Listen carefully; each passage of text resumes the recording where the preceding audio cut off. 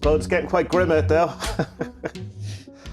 I was called a fucking cunt in the supermarket yesterday.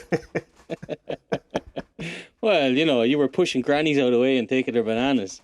Well, I suppose I was asking for it, but yeah, that was very weird. That was the most hostile now I have found the whole thing. And it was just literally some dude and his son in the supermarket getting angry because myself and my wife had stopped briefly in an aisle. But what can you do with that? And it was like really weird because after he was eyeballing the shite out of me. But he was like, for someone who was giving out that we'd stopped in the middle of the aisle, he then proceeded to stay within like 2 millimeters of me until I left the shop. Like, what a douchebag! I was like, oh man, what are you awful. at? Yeah, it's. And Vanessa had no idea any of this was going on because I was talking about it later, and she was like, going, "What are you on about? I didn't even know that." I was going, "Yeah, you were telling me to go out," and I was going, "I'm not." Because she's saying, "Oh, will you just wait outside?" And goes, "I'm not waiting outside because I'm going to stand here and be a man beside this other man." Because he was trying to intimidate me. I'm not just going to walk out of the shop. Have to have some sort of testosterone going on. Yeah, she had no idea any of it happened whatsoever. That's mad. Yeah. That's good. I like that. Good on her. Yeah, just be oblivious. Fuck the world. Yeah, it's tense in the Murphy household as well. There was a big row this morning. Right. And, I was... Were you in the right or in the wrong? I'm just bad, man. I'm shit. You know what I mean? I've been fucking... Yeah, not been good around the kids. I've been hiding behind my laptop and fucking... I do this thing. I'm terrible. When life's getting me down and stuff's getting to me, I turtle up and go into a shell, and I'm just like, everyone leave me the fuck alone. You know what I mean? But like, 2 children, like, cop the fuck on, I do it too. I mean, I think that's a man. Well, I mean, I suppose there's 2 main kind of responses to the world. Definitely. The other one is screaming and anger and abuse. I think if you're gonna have one kind of stereotypical masculine response to something, I think the turtle shell one is probably the lesser of 2 evils, maybe. I used to say that on the old comedy podcast. I used to say people would come on and they would echo that fucking, or they would parrot that thing that the media would always say. They're like, oh, we should always talk about our feelings and that. And I used to kind of say to people, no, I don't think we should talk about our feelings. I think we should keep them down and just work them out ourselves. And maybe tell your best mate. But don't be going on podcasts and radio like I'm doing now. I'm like, I feel lonely. And yeah, but anyway, this is a public apology. I do understand that, but I would have no YouTube channel if I didn't go online and explain my emotions to people. No, I know that. But, what would I do with myself? But you know what I mean? You know what I mean? Like there's an Irish celebrity that people won't know of who listen to this podcast at all called Brezzy, and he's pretty much made a career about echoing this nonsense. You know what I mean? Yeah. Like, oh, we should all be open and blah, blah, blah. No, you were in a shit band. Shut the fuck up. Yeah, and but it's also like, talk about it all you want, that kind of thing, but do something about it. It's the talking about it isn't the action. Yeah. It's like, I think it's absolutely fine to go, I'm feeling a bit shitty this way, grand. If you're next week come in and have the exact same conversation, go, well, did you do anything about it? And goes, no, I thought I just had to talk about it. It's like, what was that thing the lads used to watch? Raylan Gibbons was the name of the fucking character in it. Justified. Did you watch this when the lads were watching it? Oh, I watched some of it. It became homework, and I just give up on it. I was like, I wasn't liked enjoying it enough. He had this thing that I hadn't heard of before, and he was like, look, if you meet someone in the morning and they're an asshole to you, then they're an asshole. But if you meet 5 people that day and they're all assholes, well, then you're the asshole. Yeah. Well, that is true. It was like, bing. It was like, oh, holy shit, I'm the asshole. Yeah, like if everyone in the world is saying something, then the common denominator is you, not them. Yeah. And it's I mean, I was talking to her earlier on. I was just like, okay, so I just need to man up, cop the fuck onto myself, So I do. Sorry. Yeah, but it's like, I mean, it's a tough time for all of us. Let's not forget that. Let's not let's not insist on being super hard on ourselves because every new age book in the world or every self-help book, pull yourself up from your bootstraps, all of that. The thing about that expression of pulling yourself up from the bootstraps is that it's actually a physical impossibility to do so, which is not often mentioned. Yeah, I suppose so, yeah. Yeah, but look, I mean, like, you get so involved in your own kind of head, you don't really get to appreciate, you know, how fucking lucky you are. I mean, me and you are lucky. We have houses with gardens. We can let kids out and run around, fresh air and all that. Like if I was living in the old flat we used to live in Katowice, we'd be all gone bonkers by now, you know. Yeah, I was thinking, imagine any number of flats I've lived in my years, over the years, if I had been there now, it'd look like it's a yeah, no, like if you were living like with roommates and stuff, could you imagine? Yeah. Do you know? I was about to say living with your parents, but you're living with your mammy at the minute because of it. Yeah, my mom's here, yeah. Well, I mean, thank God, because she's looking after the young lads. But, like, I mean, she has her own stuff as well. Like, she has elderly parents. You know, or my dad, her husband, is at home on his own. You know what I mean? Yeah. Okay, he's keeping busy. He's like me. He can't sit in his arse. He's out planting spuds and onions and all. You know, but still, I mean, obviously, that comes into her head a lot, you know? Oh, yeah, so, I can imagine, yeah. And you forget this because you're so caught up in your own fucking bullshit. You're like, I'm the centre of attention. And then you read Reality Transurf and then they're like, well, you are the centre of the world. It's just everyone else is also in the world as well. And you're like, wait, hold on now. Oh, so I have to... I'm so confused. When everyone is special, no one is. Yeah. Especially me. I'm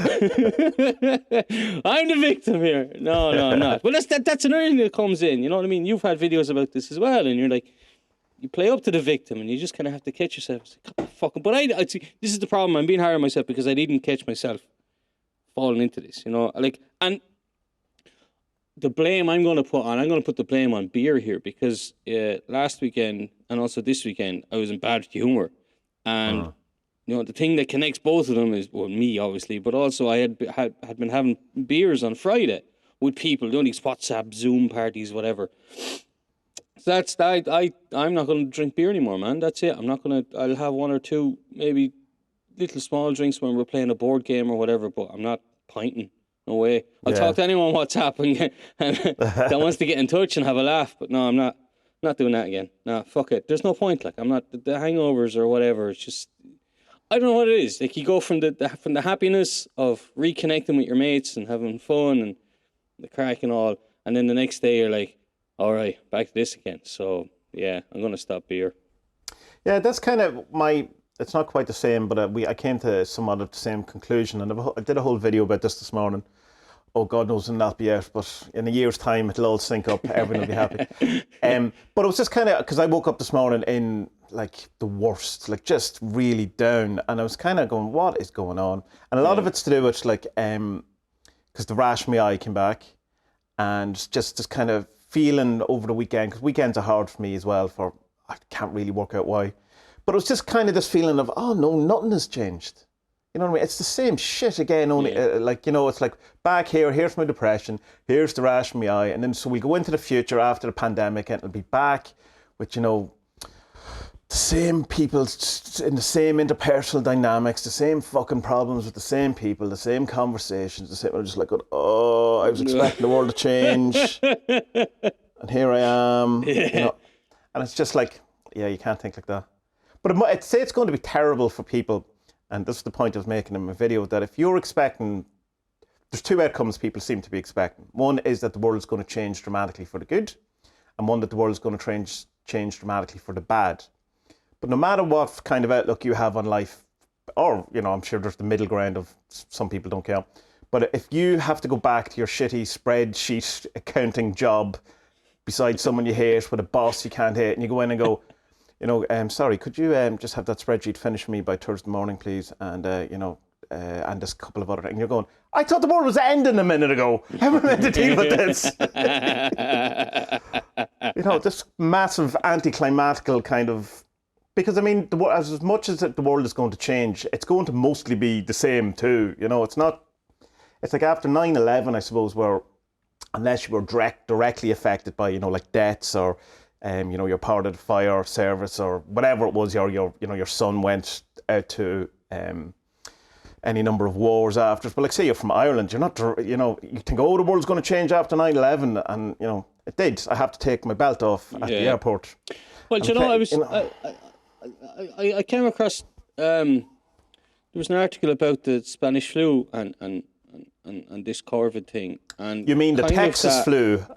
Sorry? You mean the Texas flu? flu? The French flu. I don't know, yeah, but it was No, called it's from America. It came out from, I think, Texas. I'm not sure, but it's definitely American. American. Okay, sorry. It's the Spanish flu, only because the Spanish government were the only ones who would talk about it. Yeah, because they were neutral during the war, and they were like, yeah, well, we have to, tell people about this, and all of the other, the Brits and the Yanks and the French were like, no, our soldiers are perfect, Yeah.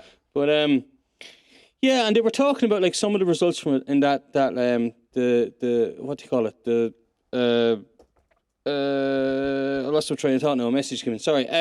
The Spanish flu. You were looking at it. Okay, so that there was some kind of not socialism in the way that we think of it, but back then these kind of ways that the government kind of went about helping people. So like there was the Great Depression around that time, so the government in the States came in and just went, whoa, stop, okay, we'll sort this out, which is like what's happening now. You know what I mean? Like Spain had a thing today. Spain are bringing in this universal wage or whatever, and they're probably going to continue it on afterwards as well. And we might see that in other countries too. I don't know yet.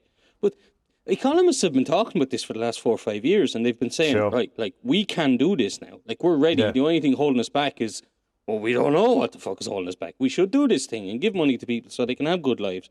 But like, but the article was the main point of the article was right. Look, this might bring in big social change, and we might see a lot of it, but it doesn't last.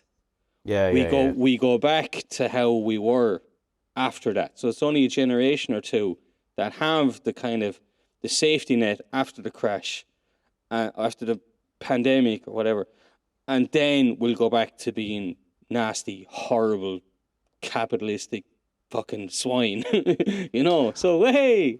Yeah, but I suppose, well, I mean, that's what happened the last time. Like, so it's not definite that's going to, like, I my kind of worry is that it would happen a lot quicker than that. Like, I think it could happen, by July, that people are back, hating. And I hope not, but it's like, but it's an interesting, I think the main opposition to the universal basic income is a kind of not a more moralistic one, but a kind of a judgmental thing of that, how dare people not work? How dare people not earn their own keep? God, if the great unwashed get to do whatever they want, it'll be fucking anarchy, And this kind of sense of the people look at people who've been on social welfare, kind of generational social welfare where your dad has never worked and then, the kid has never worked, and how this has led to any amount of, I'm not saying this, that's what people say, like, to slums and to, tenements and all this kind of thing. Like any research shows that doesn't happen. Exactly. That like that's a completely different problem than covering people's basic needs. Yeah. Besides, social welfare probably doesn't cover most people's basic needs in the kind of what they're trying to do with the universal income. But the problem also is that we're going to have to do it because literally 90% of the jobs are going away, or to robots or whatever we decide to call them, because I'm sure we can't call them robots, but automatons. But also the next pandemic or the next thing, we've seen that just how fragile the most of our jobs are, and not every, like, while some jobs can certainly become that kind of notion of anti-fragile, which is the Nassim Taleb thing of that which gains from disorder. So within a kind of pandemic, there's growth, but not all jobs. Like a hairdresser can't become anti-fragile because you need hair to cut, and if you can't go to people, that's the end of the job. So it's not everything can translate, but we've discovered that food, that entertainment, all of these things are certainly jobs that are not going away, or that are more important.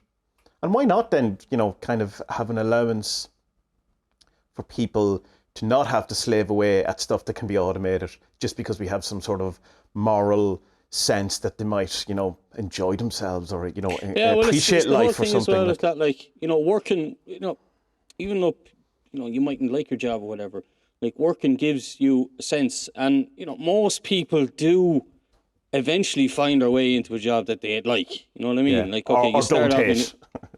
Well, yeah, but like yourself, you start off working in fucking sandwich bars or pubs or whatever, and then finally you work your way up, and you can end up running those places and liking it, or you can end up changing your career 4 or 5 times, and eventually you will find what you like do. You know, I mean, like there's very few people in their 50s, 60s who hate their jobs. Do you know what I mean? That's true. I suppose I haven't thought about that, but is that just more they're institutionalized at that stage, though? Well, I mean, yes and no, but some people want to be institutionalized. Yeah, you know what I mean? True too. Yeah, like you know, the people who get on the best in offices are the ones who like hearing the bell ringing at 1 to tell them they can eat. You know what I mean? Mendelev's dogs or whatever. You know? Yeah. Like, but that's fine. Me and you aren't like that because, well, I mean, you're a proper artist. I don't know still don't know what the fuck I am. But, like...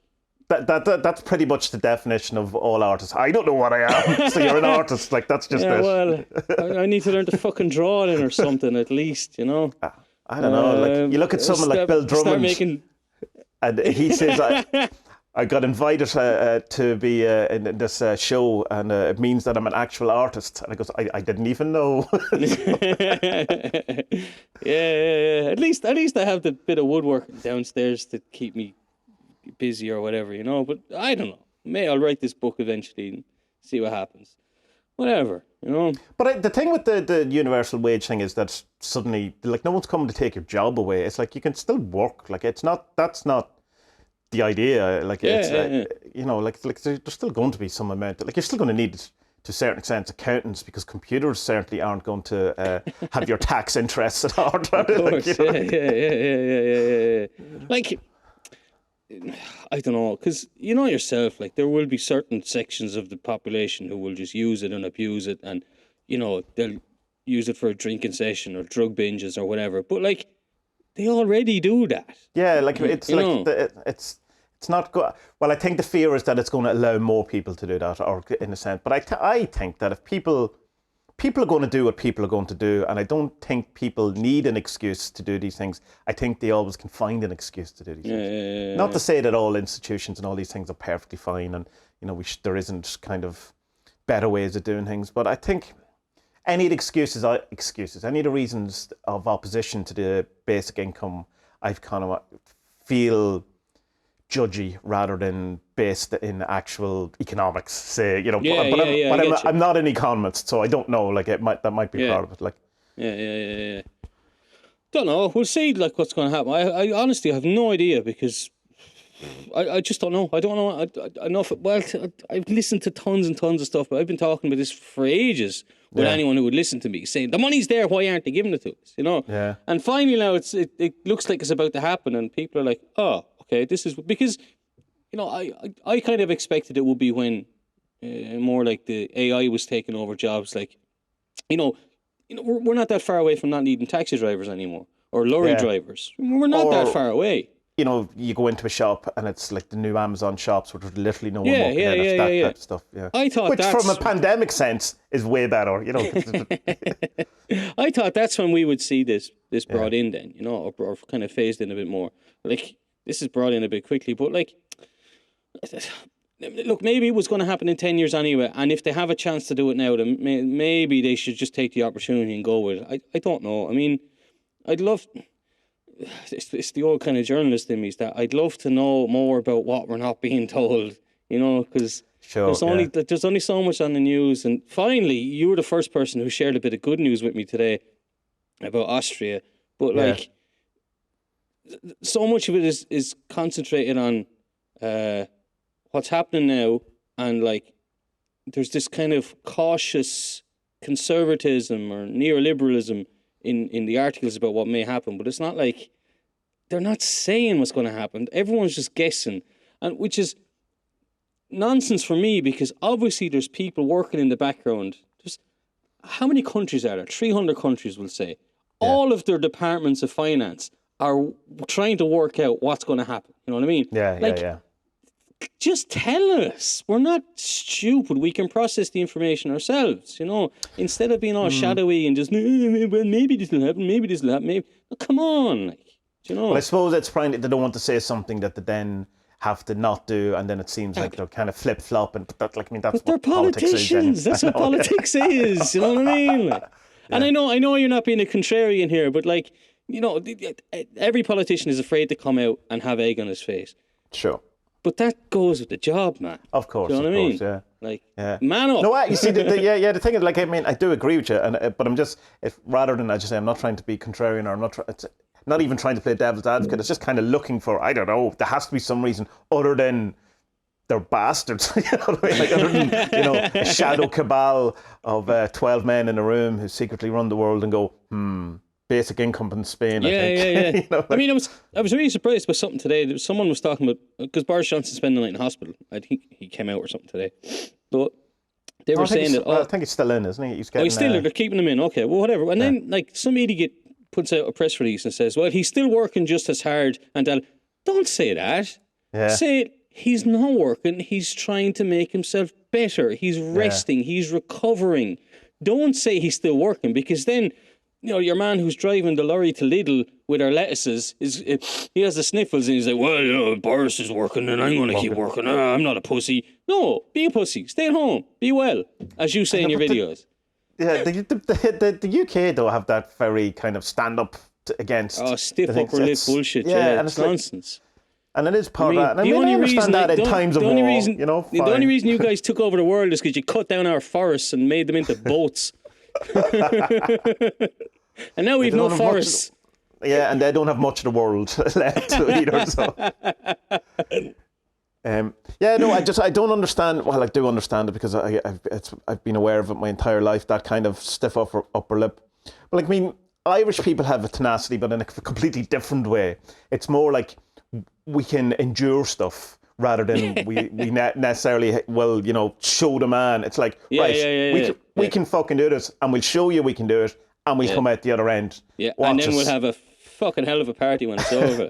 But that's the Irish way. It is the Irish way. It's simple. Like, it'll be grand. Yeah, that's it. That is it. Exactly it. Yeah, it'll be all right. We'll be all right. It's a cunt now, but it'll be all right. Like. Yeah. But just sometimes you have to say to people, but it's not grand. We have to do something. I know. The dog will be grand. He has 2 legs missing. He'll be grand. He's not grand. He'll be grand. And then 2 weeks later, oh no, the dog's grand. Yeah, man. I'll tell you though, I did notice though that there is that kind of slight shift in the news feeds today and yesterday. I try my best not to listen to news, but Vanessa has it on. And in the news today, there was the first story wasn't a coronavirus story. It was a terrible story, but not a coronavirus story, about an accident down the country. And then the fourth story was a sports story. So Mick McCarthy left something, someone else got a job, something. Yeah, I don't know. You know all about that. But it was just like, well, that's interesting. That's the first time I've overheard a news cycle that wasn't 100%. Pandemic. So it seems like they're now feeling it's okay to, add a bit of sport back in or add a bit of different thing. And then we had the Austrian thing announced that they're going to start opening smaller shops from next week. Now, it's the equivalent of what we actually have here already, but that's not the point. It's that there's a kind of we're on the other side. But I think they locked down the same time as you, didn't they? Like they were earlier. They were pretty fast. Yeah. But how does that work then, though? Like, because when they open it up, or they just expect, well, there's going to be a rise in cases, but because people are talking to each other again, but we're more able to deal with it? Is that the idea? I'd say that's what it is, man. I'd say they've said, right, well, that's how bad it can be. Yeah. Because I don't know, like, I was trying to work out in my head the other day, is that, like, all right, well, if you're going to get it, you surely would have gotten it by now. Do you know?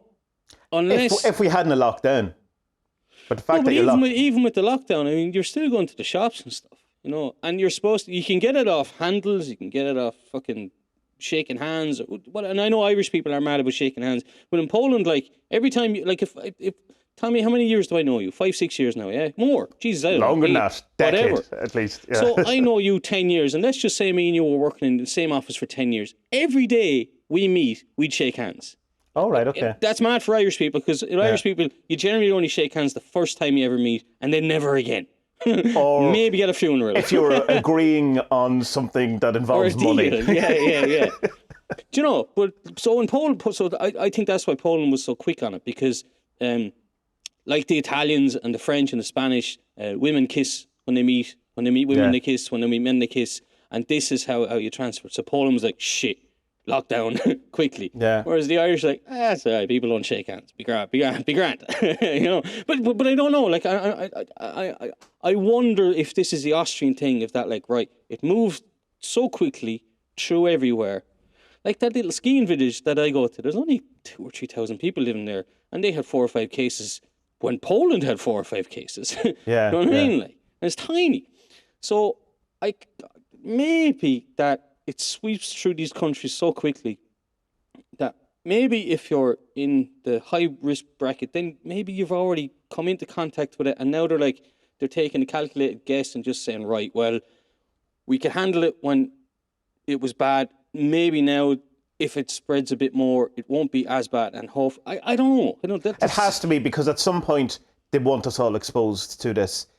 Otherwise, it becomes seasonal. Like we all have to build up the antibodies to this. The herd thing. The herd. What's that? Herd immunity. That thing. That was the UK's original kind of, and Trump's, I suppose, to a point too. That this. So there has to be.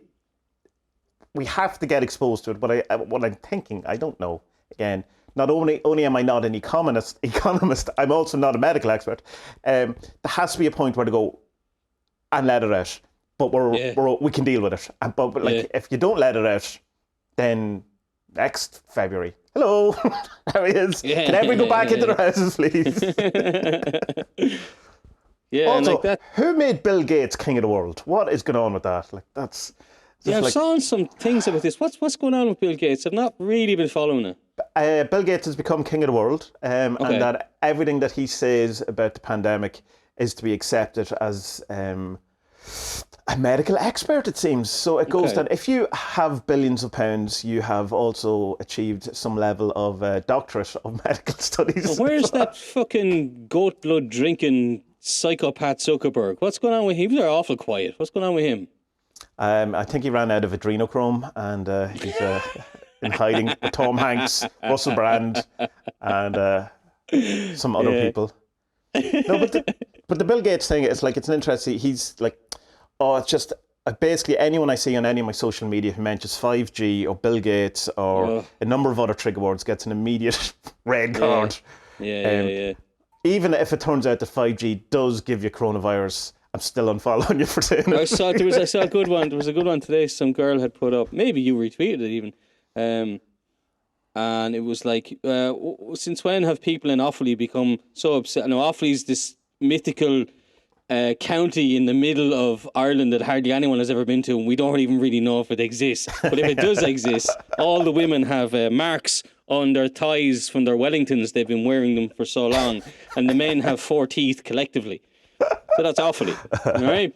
So, and she's like, since when do people care about 5G in Offaly? We don't even have 4G. Great, you know.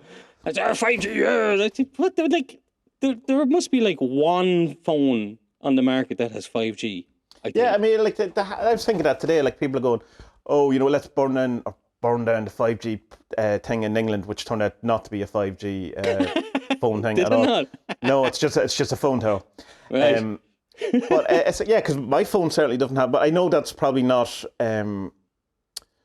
It's more than just phones. But people are reading a thing today go like 5G has been around for a while. Like it's just that it's been implemented in different ways, and that it's And then there was this kind of insistence that it burns animals' brains or something. And says, well, that can't be true because now that everyone left the cities, all the goats are coming back into the areas that have 5G and seem grand. Maybe there's stronger 5G. It's found stronger. Yeah.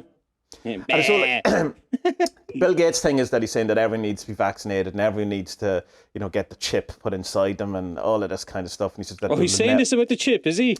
Well, here's the thing. He's saying things that people are then putting together as snippets that make him sound like he's saying. He is saying these things, but not in kind of because he said a thing about like there's a chance that public gatherings won't come back, and then people go, Bill Gates says public gatherings won't come back, but it's like unless we sort all this out, unless you do something. But he does still seem to be kind of overstepping. But he has opened up 7 factories working on vaccinations, but also there's something about that he's testing these vaccinations on black kids in Africa, which is like kind of very suspect and like on. Well, why isn't he? Well, I mean, why isn't he doing it on white kids in Africa? Oh yeah, that's because there aren't any. Yeah, but why do it in Africa? You know, why always go there? Yeah, it's cheap, yeah. But I don't know. It's like I don't even know if that Africa thing is true because there's so much bullshit and you're just kind of half reading stuff to get to the point where you go, nope. There's something I would like to change after the pandemic, and it would just be that countries become. Now, I know Ireland is food sufficient. Ireland is very, very good at food. Ireland has too much food, and so they export it. Just like Poland, all right? Yeah. Poland's agriculture sector is still massive, as is Ireland's, which is good for me and you. We'll have plenty of food, good. But, like, I hope that countries kind of realise that, like, we can't be relying on China. We cannot get all our stuff made over there. I mean, not everyone, but most households can afford a 3D printer now. You don't need to buy the toys. You fucking make them. Yeah. You know, you can make your own things like Legos and put them together, put a little engine in or whatever. And like, I like that about Austria. Austria's a place I go to. I used to go every year until I had kids, and now they've ruined it. No. Austria's very expensive, but Austria's expensive because it has this thing about we'll try and do everything we can in our own borders, and not in a nationalistic way, but it's just that we don't want to have to rely on other people. You know what I mean? And, you know, like, it's not a xenophobic thing like that or like that, but it's just that, like, we shouldn't be exporting our fucking crap industries to somewhere else when, like, we actually can do it, you know? Yeah. I'd like to see that change, Tommie. Yeah, no, I agree. Like, I mean, like, and I think you will see stuff even more on a kind of localized level where you'll see people having, you know, the vegetable patch back in their garden for a while, like for 3 years until they realise that it's work and, the world hasn't ended and all that. And then just go back to Spa, buy their spuds. But yeah, and I mean, I think we have to kind of delineate between being self-sufficient and thinking we're being racist. You know what I mean? Like, it's okay that John... he has all the spuds and he's going to grow all the spuds for us and we're going to eat all the spuds. We don't need guy from other country to grow spuds for us as well. Yeah. But that's racist. Yeah. No, it's not racist. It's not at all. Not racist. Yeah. I hope it doesn't lead to stuff like that because I did see another horrible article about like how this the worst case scenario, and it was just dread and horrible and war and concentration camps, and it was like fucking hell. Yeah. Well, I don't know. Maybe look, that's some people's way. Well, I mean, I'm a bit like that. Like my way of dealing with this thing at the start was to try and learn and know as much about it and be prepared for when it came. And like really, it's only really this weekend where I've had a wobble. It was a pretty big wobble, I have to say. But you know, yeah, it's strange. So that my wobble too. Like I mean, it came out in a different way, but it's exactly the same time, you know. It's like it's all to do with the pink moon we're about to have, the pink blood moon. Oh right, okay, right. Which is tonight. No, it's 7th, on the night of the 7th and 8th. I don't know, man. The whole moon thing is a bit mad. Like I'm not into the what is it called? Astrology or astronomy? Which is the good one? Depends on who you ask. The astrology is the one where planets, stars, moons. Yeah, affects your love life. And astronomy is when you just look at the things and see what's going on. Yeah. So the first one, even though there's a couple of symbols behind me, this old blanket I have. They're alchemical, not astrology. Nerd. Jesus. No, but I think moons do definitely affect people because I know from working in pubs. I worked in pubs for like 11 years, 12 years. Full moon nights are fucking weird. Yeah, people say the same. Nurses work in the ER that it's the same. Though they have done studies, and the studies have shown that no, they're not any different. But kind of anecdotal, that word, evidence, and people's general experience definitely suggests the opposite of that. You know, that there does seem to be. Well, like I mean, lunatic, like that didn't come out of nowhere. Yeah. You know, exactly. It doesn't come from nowhere. Yeah. So I think there's something to it. But then again, like my big problem with astrology is that sorry, there's 12 signs and 13 moons. Wrong. You're all wrong. Everything is wrong. All your dates are wrong. Stop it. Well, you see, there's answers to them, and some people have got 13 signs in they're supposed to be 13. Yeah, they just don't use 13. But in the Celtic tradition, there is 13 signs, but they don't use star systems. They use trees. Indeed. Yeah, that's mad, isn't it? I'm a vine tree. I don't know if that's. I don't know what that means. I mean, I get into places I shouldn't go. I'm annoying, relentless. You're a gossiper, you know. You know, I don't know, poison ivy, for example. That's fine. Like, I mean, it's odd though, isn't it? Like a vine. Like, it's not something that you would like associate with Celtic countries at all. Oh, it's a very vinyl type area. Like, just crap. And even in the proper star signs, I'm a Virgo, which is shit as well. Right. I'm a Leo, and I'm very much a Leo. So I mean, and my son is also a Leo, and I was so proud that he came in the best star sign there is. Yeah, sure. Look, whatever. If you're into it and it works for you, then fucking go for it. Well, there's that old expression says that millionaires don't believe in astrology, but billionaires do. Yeah. So. I was watching the Alan Moore thing you sent me. He's yes. That's what I want to ask you. Like, for you as someone who's into the woo and is someone who is known and well respected in the world of woo, which I did some digging on you, Tommie. Loads of people know who you are. Yeah. That's mad. I said, Tommie, I should be scared. No. I mean it like, you know, Tommie's well respected. He came up with this servitor. Am I saying it properly? Yeah. Deck and all that kind of stuff. And he's the man. Like, fucking look out for him. So it's like, oh, cool. Yeah. Right. And but you know, who are these people? I don't know. Some fucking forum I found or thread or blogs or something like that. But like, it'll be grand. You know, you're grand. Don't worry about it, right? Don't get a big fucking head, all right? You're better when you're playing the victim than the fucking egoist. I don't know. I am a Leo. Let's say you have these two characters from the world of comics, which are obviously also a part of as well. You've Grant Morrison and Alan Moore, you know? Yeah. And their ideas aren't all that different, really, when you boil them down, but there are some differences between them. But, like, where do you think there's this connection of fucking comics come from? What is it about comics that maybe led these two into magic? Or, you know, what's the question I'm trying to look for here? What's the common ground here between the comics and, you say, yourself, Grant Morrison and Alan Moore, these three wizards, you know? There's a number of reasons I'd say for that. One of them is the budget element of comics, that it allows you, you know, if you're drawn to magic, then you're also, I assume, drawn to creating your own things and being, you know, in a kind of a to-do type person, whatever, and it's much easier to do a comic than it is to do a film. You know, and it's you can do grand things. We can do that with books too, so that doesn't fully answer why comics over than say books. But both Alan and Grant have written books too. I think it's also the fantasy element and this thing that's associated with it, especially with Grant Morrison. It's the superheroes as archetypes, and he would see them as the new gods and or the equivalent to the gods and stuff like that. And Alan Moore also has the kind of somewhat similar notions, but not like he would. It's hard to know what Alan Moore, because now he says things like he hates superheroes and all that, but yet still did Watchmen and all that. But Watchmen is more deconstruction of superheroes than it is a kind of putting them on a pedestal in the way of Grant Morrison.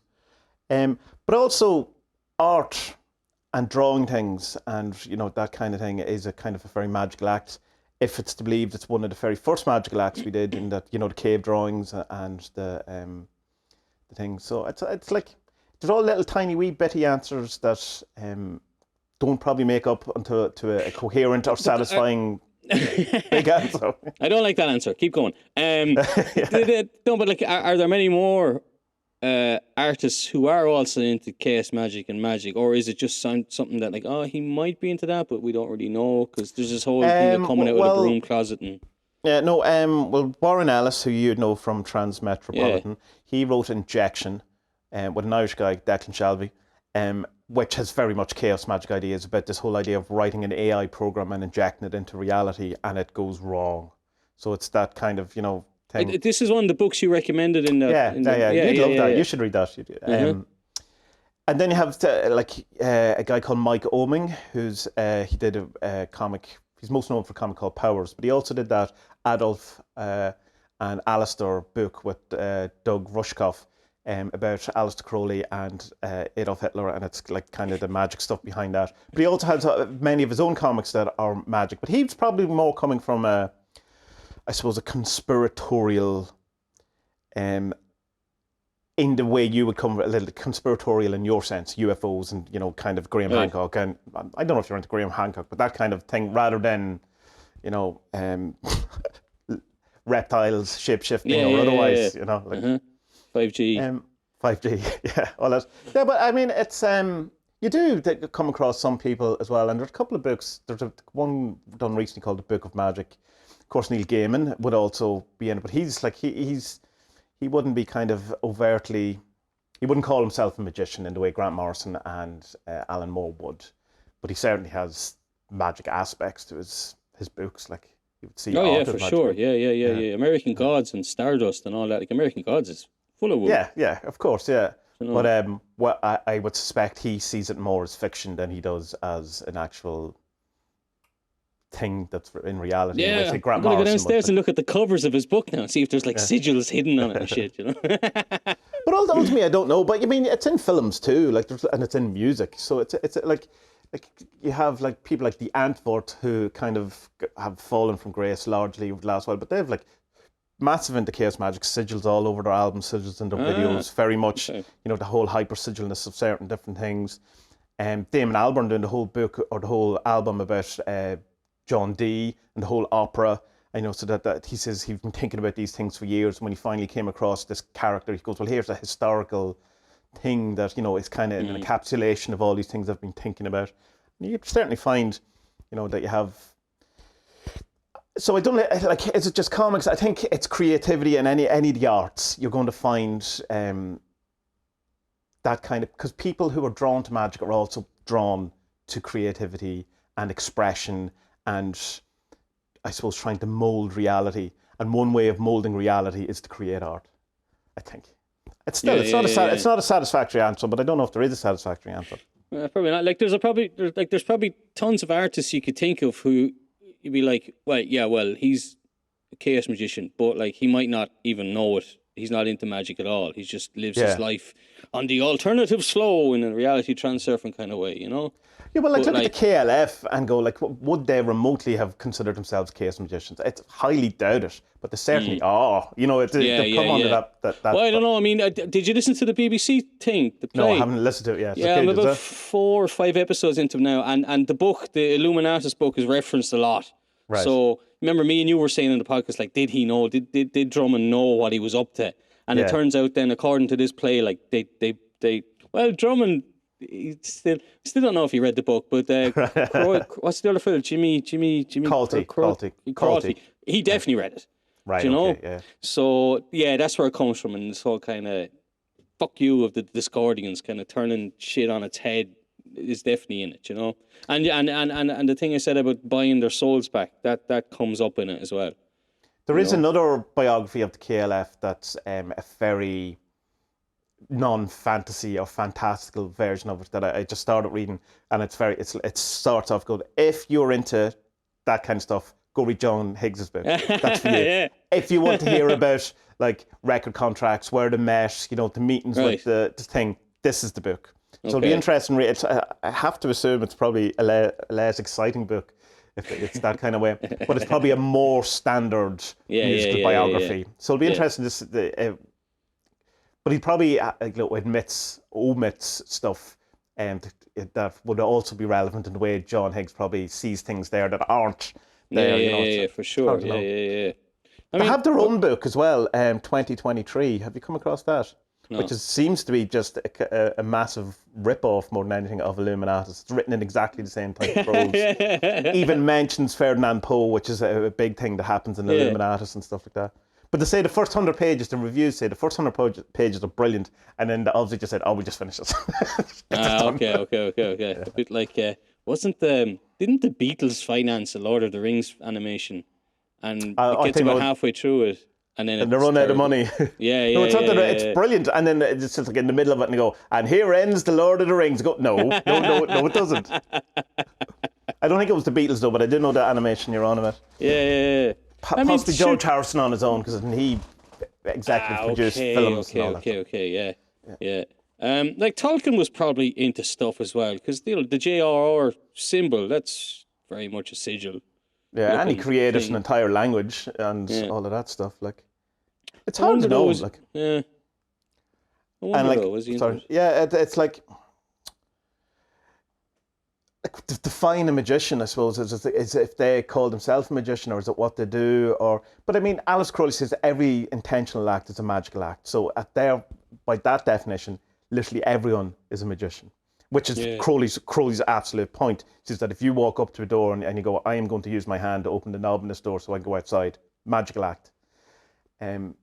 So, I mean, doing your spreadsheet in an accountancy firm on the Thursday with your boss, it's a magical act. And I suppose then you have to say, then, if that's the case, then is the intention the thing that makes it the magic? And if so, then it would only have to be magic if the person themselves believes it's magic. Yeah. So, yeah. It's hard to know then.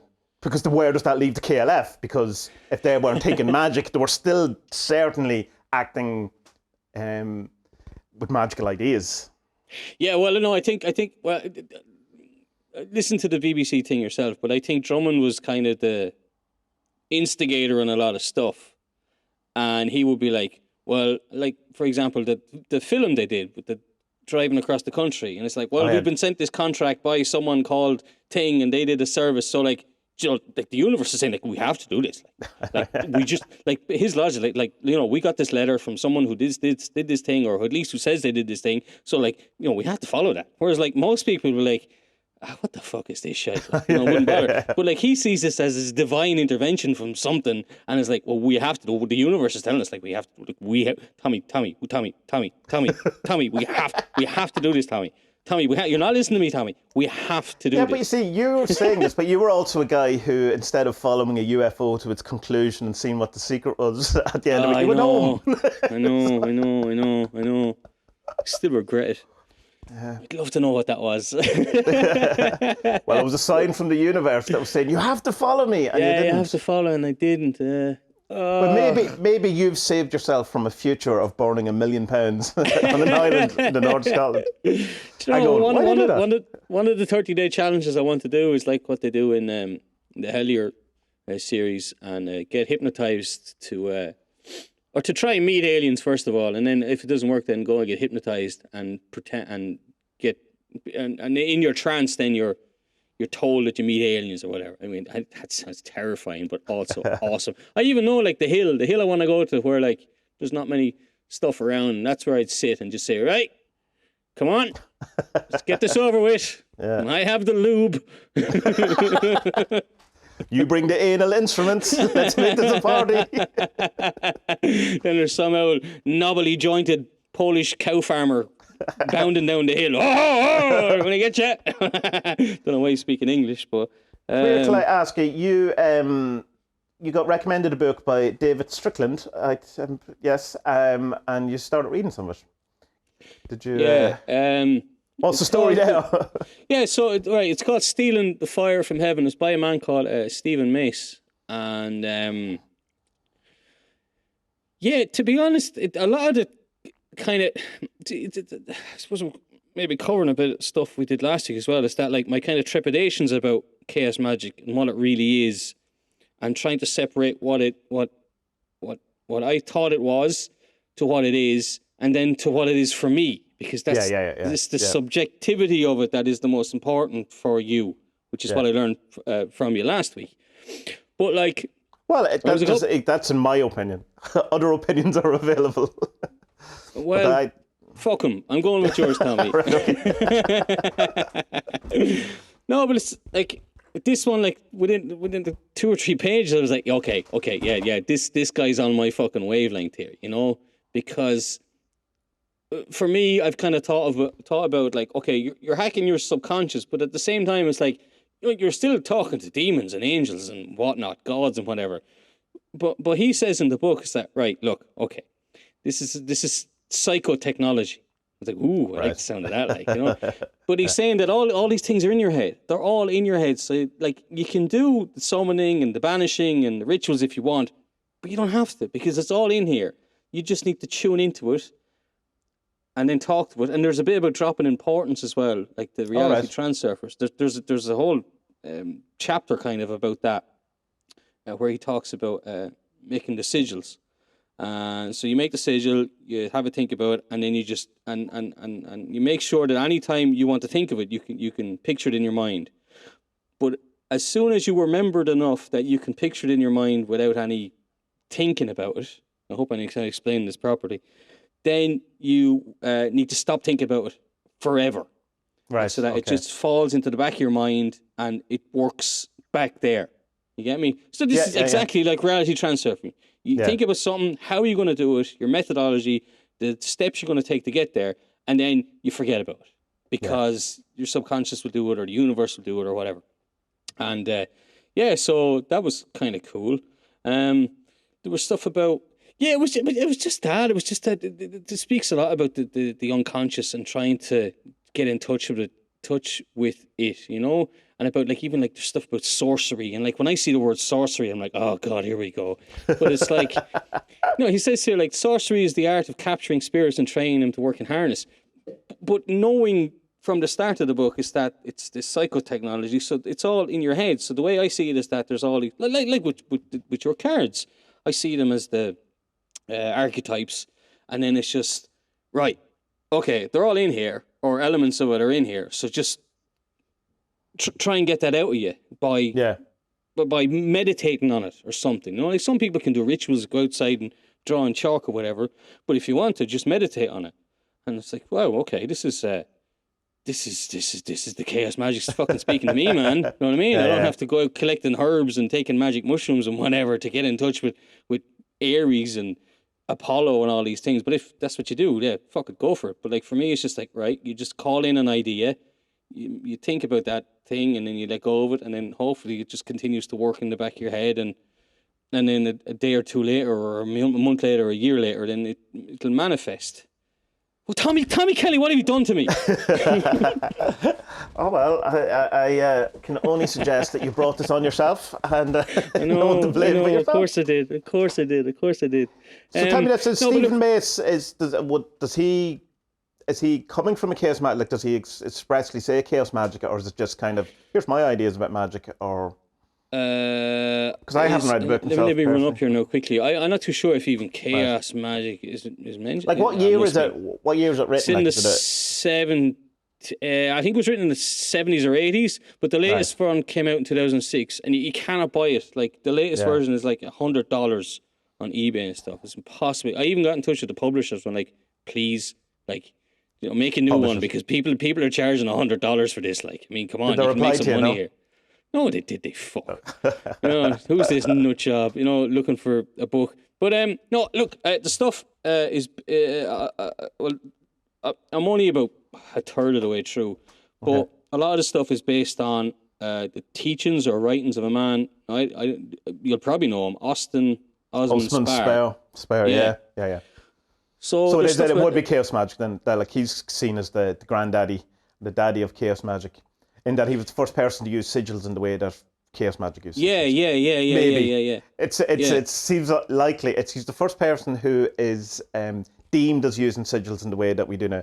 It seems likely that he didn't, but that's his known as. Probably picked it up somewhere, yeah. But apparently, some art historian, I found a video on him today as well. He was saying that like he's the first one who wrote about automatic drawing, which became automatic writing a few years later by one of the surrealists or something. And he was saying that like Spar or Spare? What do you call him? I've said Spar all my life, but I think it is Spare.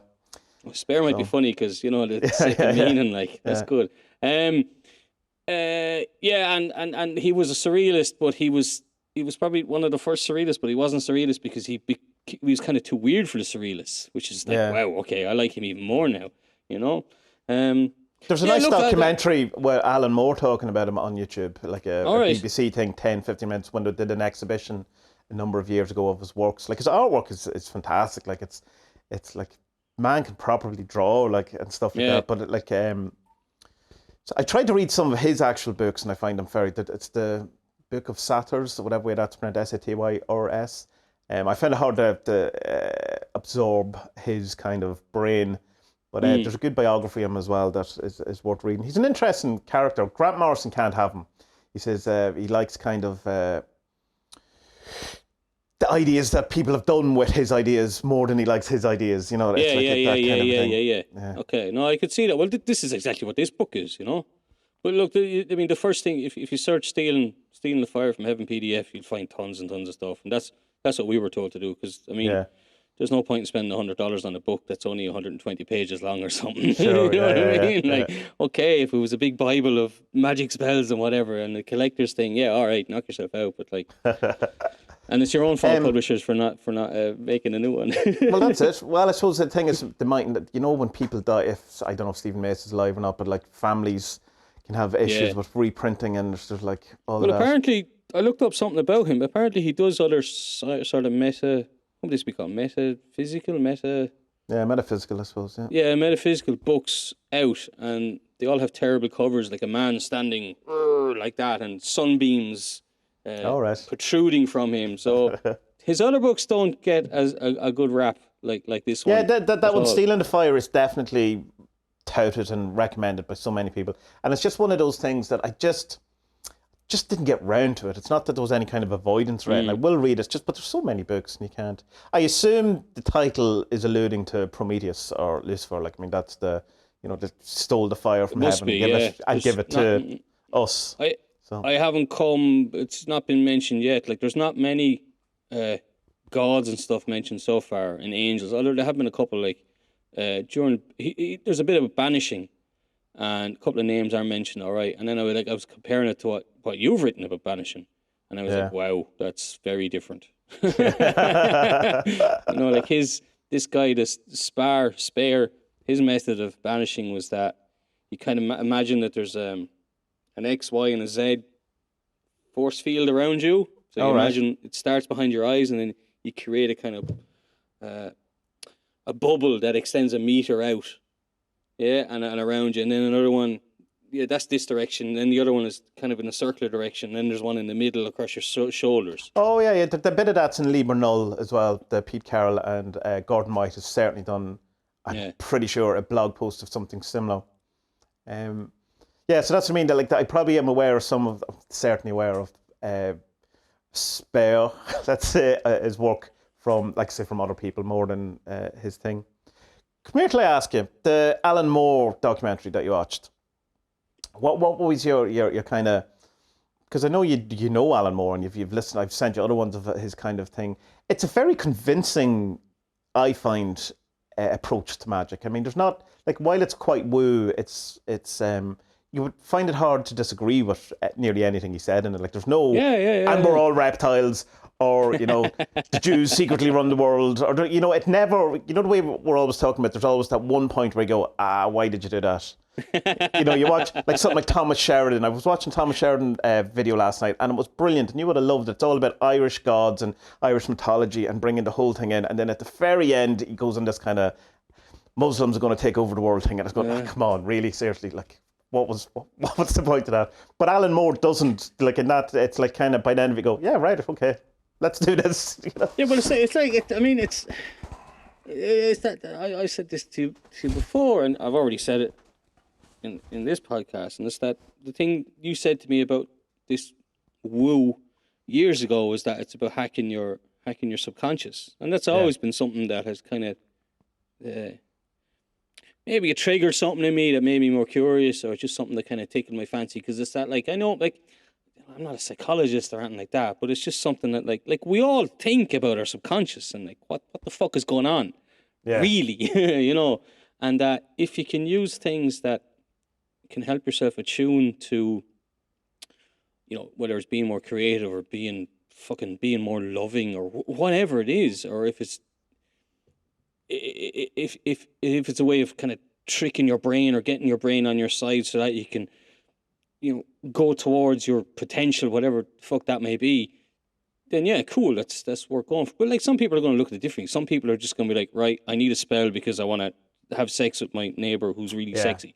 Whereas that, like, you know, me and you are kind of like coming from the thing of like, well, I just want to be better. Yeah. Like I just I don't have want these, to think the way I think. Can I think something like different, I please? have these faults and I want to improve on them. And I'm not looking to be.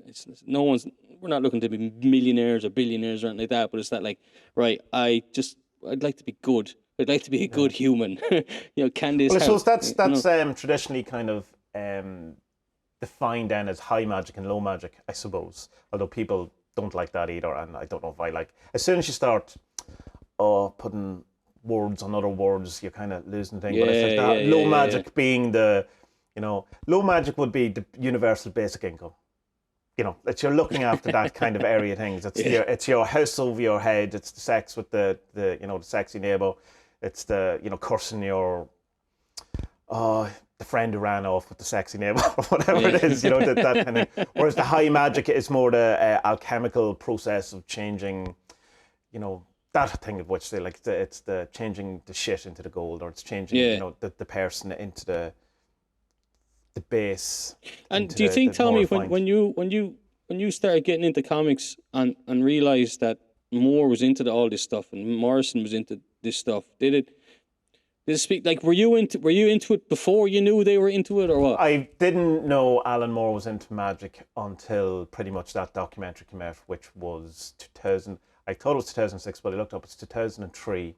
And I had read Thief from Dead or Watchmen, all of his 2000 AD stuff, all of that. Because he didn't announce it until he was 40, so it's not as if I didn't know it. No one knew it.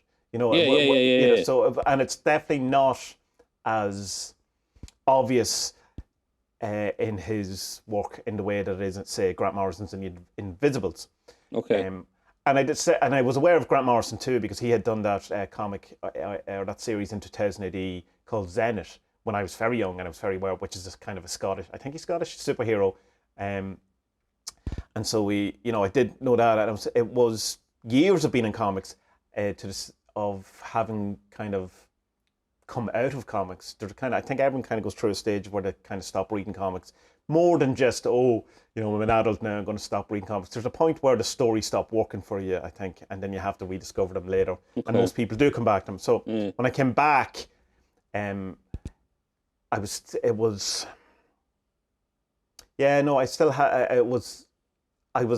had read Alan Moore and Grant Morrison for a long while, to answer your question, before I knew they were even into magic. So yeah. But that could be to do it because my interest in all of this, I wouldn't have called it magic until very recently.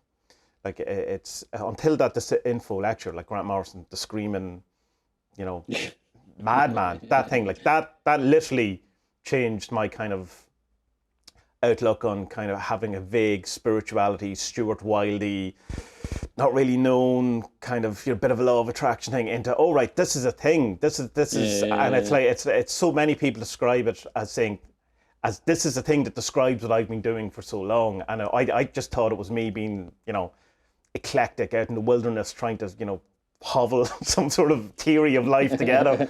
And then you go, oh no, someone came up with this in the 70s and 80s, and there is an actual thing, and you go, all right, okay, now I'm home, and I can because it's a great thing about chaos magic is that it's not like you become a Catholic and you go, oh well, I found Jesus, and now my life. It's like, oh, I found a process by which I can discover the world, and so so then there's growth that is totally and utterly fostered by a kind of a chaos magic approach that isn't necessarily fostered by something that is a bit more rigid, dogmatic, or structured. So, yeah, I don't think you asked that question, but there's an answer to a question you didn't ask. It's fine.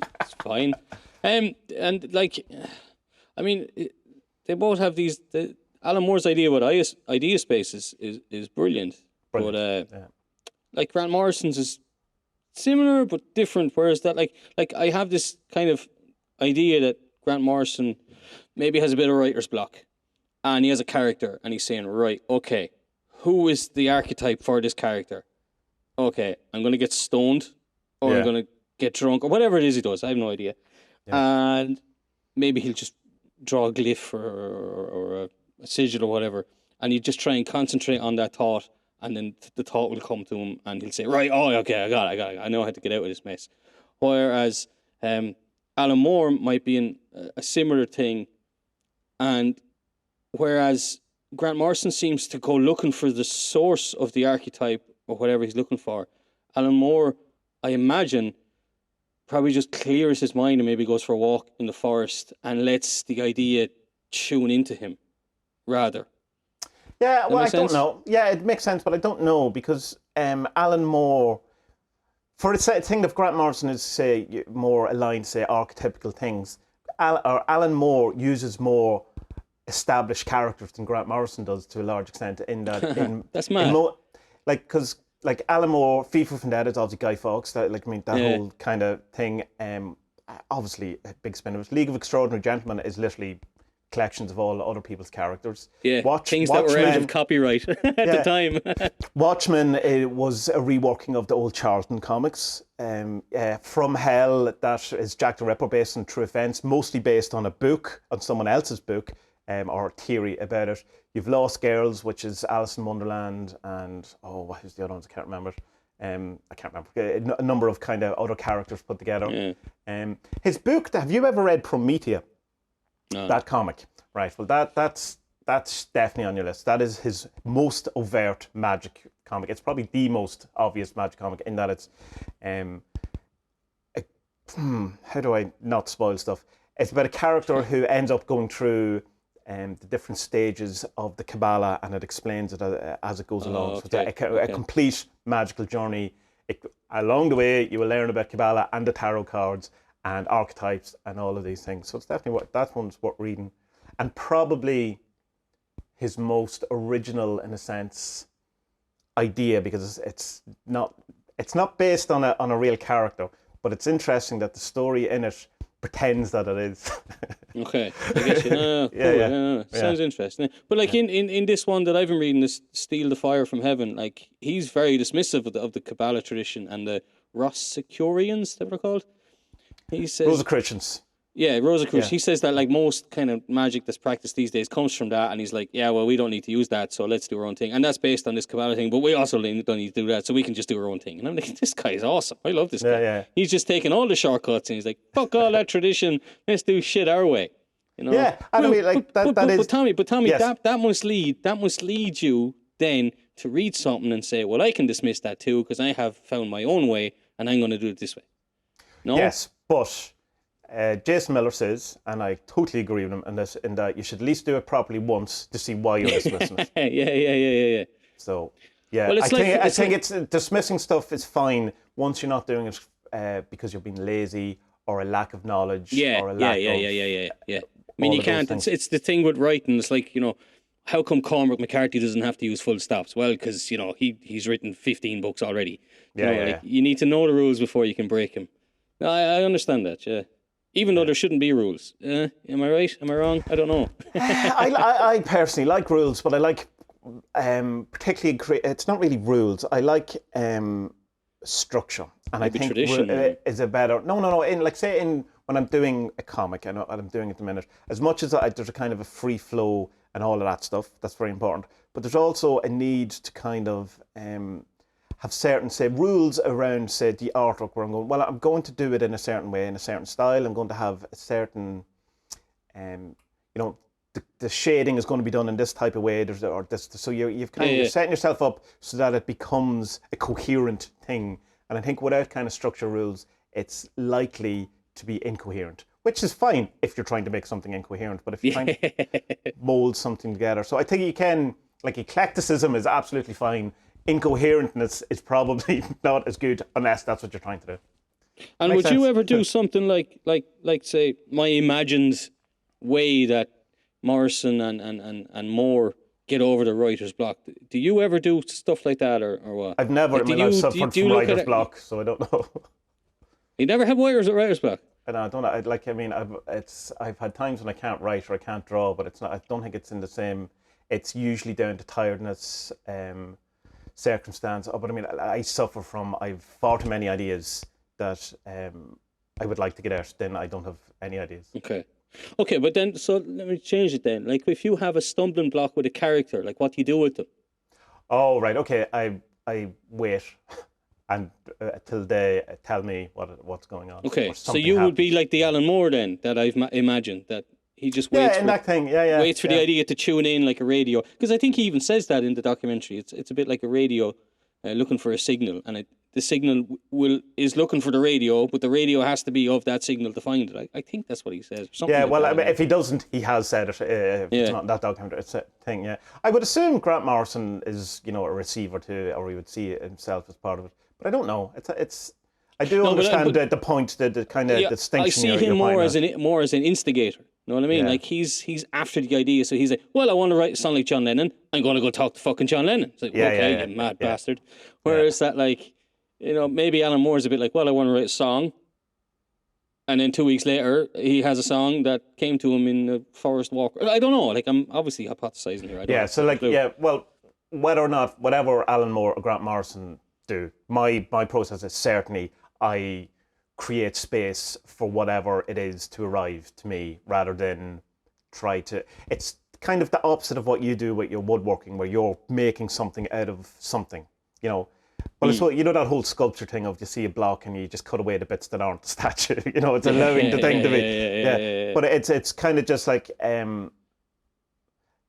it's about allowing, rather than going up into idea space and grabbing some stuff and goes, I'll have a bit of this and a bit of that or whatever. It's more like going, right, what have you for me? And then, and then allow it to kind of come. I mean, that's so fucking wanky, but I mean,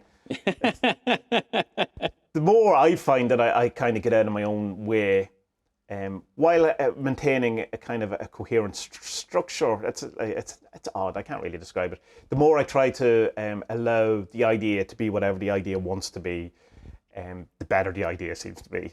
So, like, what will make you like obviously there's been characters over the years you've written or half written. Like, what kind of thing will make you kill him? Kill your babies. A better idea. Okay, simple as that. Simple as that. Yeah, that if like I don't know. It's like the same thing as when people say, "How do you know something is a synchronicity, not just a coincidence?" I go, because it feels different. Right. Okay. There's kind of a sensation to it. Or how do you know? When you see something, you've done magic for something, and then it happens, and you go, "How do you know that's not just thing?" Go, because it feels different. And so in that sense, when a new idea arrives that should replace the old idea, you kind of just know. And you could battle it, or you can kind of, and sometimes you kind of go, oh, but I wanted to do the other thing, but it just feels kind of right. And I'm sure though at times I've taken the wrong idea. Like, I mean, it's not an exact science or any of these type of things, of course. But like, I certainly feel it. I feel it out. I feel, does this feel right? And it's kind of like I present the idea to my emotions or to my etheric field, and then gauge what the response physically is. But I do that with all ideas, not just creative ideas. Like, I'll kind of go, how do I know if something is true? Like, say you say to me, well, I think that Margaret Thatcher was a reptile. I will kind of throw that into my kind of aura, and then kind of go, well, no, that's not true. It's like it's. But like, so on a kind of woo level, then this idea of idea space that Moore has, and then also Morrison. Wrecking his brain for the archetypes to find answers and stuff. Like, is this subconscious or collective consciousness?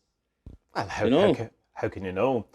It's like idea space, astral plane, collective unconscious, dream world, left brain, right brain, inherited memory, some sort of group memory or group think, public opinion, fashion. It's like, where's the lines of all of these things? Where's the Alan Moore would definitely say it's a place that we go to. Like in his theory that that's not part of him, that's external to him, that we all have access to.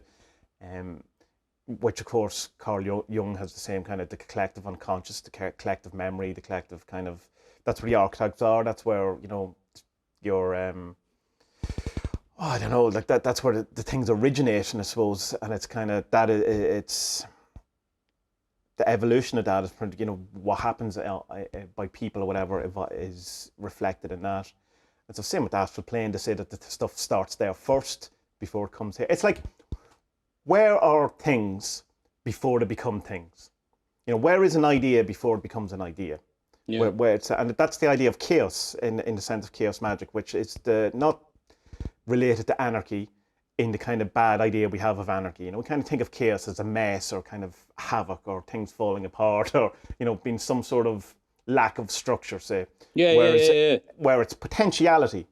It's the thing, it's what an idea is before it becomes an idea. It's that kind of primordial energy, but it's not an energy because it predates energy. It's before anything is anything, it's that.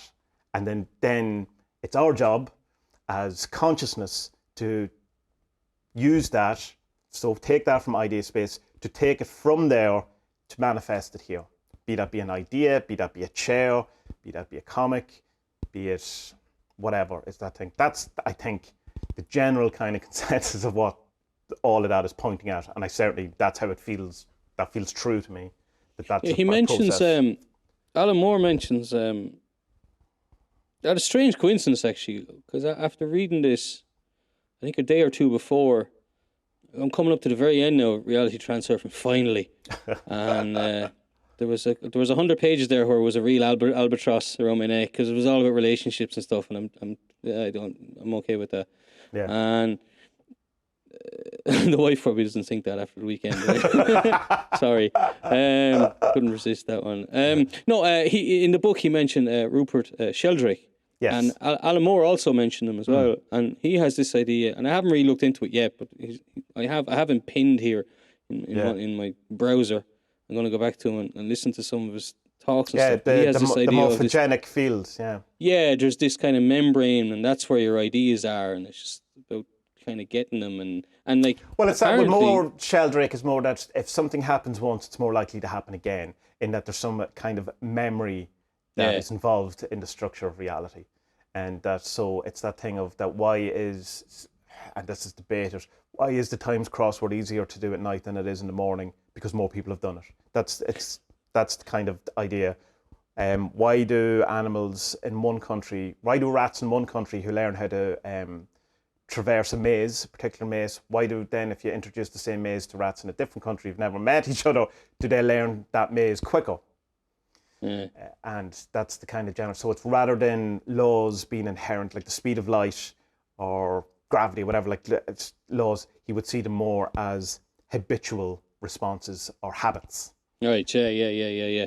It's mad because, like, I have thought about this. Like, in 100 years' time or 200 years' time, like, people are going to look back at us and just go, "You fucking monkeys! You were stupid." The answer was staring you in the face, you idiots. You know, we're all like, "Oh, I wonder what shirt I'll wear today so that someone on Instagram fucking likes me." It's like, you know, it doesn't matter. All of our ideas are there, and we should just pop, and the world would be a better place. What have you done to me, Tommy Kelly? God damn you, man. I was happy. No, I wasn't. I was miserable. I remember very early on when I met you, and we had some reason we talked about, this was way before Slack, this is back in Twitter days, and if something come up about God or something like that, and I was like, wasn't dismissing it, and you were saying, and you were like, you sent me a message, go, well, I tell you what, Tommy, you believe in your God if you want, but I'll be over here not doing that, or something equally kind of, you know, going, fair enough. Nasty Spud, huh? I remember as well, when you started your adventures in Woo, me and another guy left your newsletter thing. Sent me a pissy email. Why'd you leave? I was like, well, I'm not interested in it. That's not actually the story of what happened. It was a much funnier story that I sent you a letter, I see you, or a thing saying that you had left the thing, trying to wind you up and you were having none of it. I went, yeah, I don't care either. Okay, so it wasn't pissy then. All right, fair enough. We know. No, it was definitely pissy, but I was trying to be funny. And you were just going, all right, whatever. I was going, shite. Yeah, whatever. Oh, thank God I'm not that annoying anymore. Oh, Jesus. But I mean, it's all the journey, innit? You know, I'm better than I was yesterday. I was bad there the weekend. No, but you know, like, I presume you probably feel the same. Like, I'm a better man than I was 5 years ago, and I'm heading towards something. Yeah, this is it, and this is the kind of why I think. I suppose this is go back to why I think I was kind of annoyed this morning. Is it felt like there was no progress. Yeah. But like the saying about the rash around the eye, getting it back to press, and kind of going, oh well, what if after this pandemic you're just back to fucking reality, the way it was, and I was kind of going, oh, let's not do that, please. Hope they killed you, huh? Yeah. We'll be alright. Be grand. It'll be grand. It'll be grand. Bye. Bye.